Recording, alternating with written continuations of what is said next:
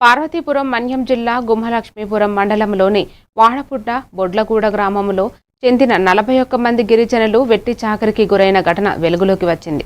కృష్ణా జిల్లా వినతల గ్రామంలో పొలం పనుల పేరుతో తీసుకువెళ్లిన బిరిదల బంగారమ్మ నెల రోజుల పాటు వారితో పని చేయించి సుమారు 6 లక్షల కూలీ చెల్లించకుండా మోసం చేసినట్లు బాధితులు ఆరోపిస్తున్నారు. అనంతరం కూలీ డబ్బులు ఇస్తానని నమ్మబలికి కురుపాం సమీపంలో వారిని వదిలేసి పరారైనట్లు తెలిపారు. తమకు రావాల్సిన కూలీ డబ్బులు ఇప్పించి న్యాయం చేయాలని గిరిజనులు అధికారులను కోరుతున్నారు. 6 నుండి సాయంకాలం 5:30. అమ్మ పేరు బంగారమ్మ. మాకు తీసుకెళ్ళి కన్నవరం అనే ఊరిలోన అక్కడ మాకు పని చేయించింది. వెన్నంతలు అనే ఊరిలోన 20 రోజులు చేశాము. 20 రోజులు బాగా కష్టపడాము. ఉదయాన్నం 6 నుంచి సాయంత్రం 6 వరకు చేసి మేము అంతలా కష్టపడి కూడా మాకు ₹1 కూడా ఇవ్వలేదు అమ్మ.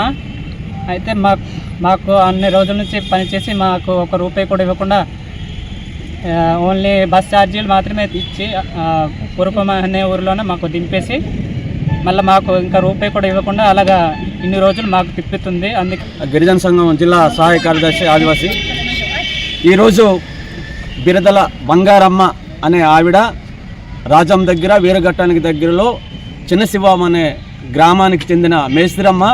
వీళ్ళకి గన్నవరం దగ్గర వెన్నతల దగ్గరికి తీసుకెళ్ళింది. రోజుకి ₹800 కూలి ఇస్తామని చెప్పి అలాగే 20 రోజుల పాటు కూలి చేయించుకుంది.